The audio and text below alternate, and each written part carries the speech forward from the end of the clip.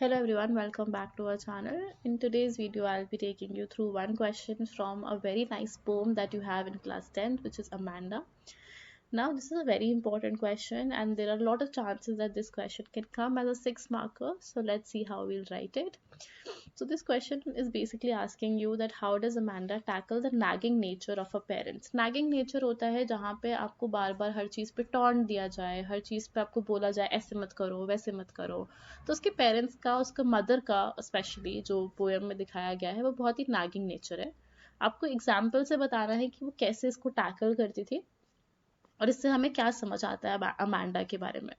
तो सबसे पहले तो हमें क्या समझाता है हाउ डिड शी टैकल। तो उसने एक अप्रोच बना ली थी where she will not respond at all.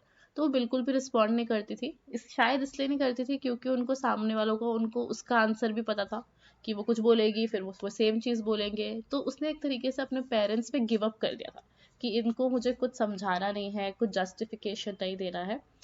और वो क्या यूज करती थी, she use to use this concept of escapism. मतलब वो एक अपनी ही दुनिया बना लेती थी, उसमें वो एस्केप करने का सोचती थी। अपने ही दिमाग में वो कंट्रास्टिंग सिनेरियोज बना लेती थी to feel better, specially where she is alone. ऐसे सिनेरियो बनते थे, जितने भी सिनेरियोज वो बनाती थी सब में वो अकेली है, शी इज अलोन। वहां पे कोई उसको डिस्टर्ब, कोई उसे नैग करने वाला नहीं है। उसके दिमाग में मानो एक इमेज बन गई है कि कोई भी उसकी लाइफ में आएगा वो नैग ही करेगा। तो इसलिए she has started finding peace in solitude. अकेले रहना उसको ज्यादा पसंद आने लगा है। तो अब उसके बाद एग्जाम्पल्स क्या क्या हैं इसमें, जो जो उसने जो जो वो सोचती थी। जब भी उसको उसके पोस्चर के बारे में टॉन्ट किया गया तो वो हमेशा उल्टा ही सोचती थी कि काश वो एक मरमेड बन जाए जहाँ पे पोस्चर का प्रॉब्लम हो ही ना, जैसा मन करेगा वैसे फ्लो करेगी।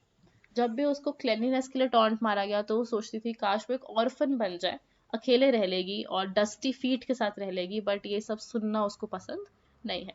जब उसे ईटिंग हैबिट पे बोला गया तो उसने सोचा कि मैं काश रुपंजल बन जाऊं जिसमें मेरा कोई कांटेक्ट किसी के साथ ना हो। I will be a Rapunzel but मेरा थोड़ा डिफरेंट होगा कि मैं कभी किसी को अलाउ नहीं करूंगी कि वो मेरी लाइफ में आ सके।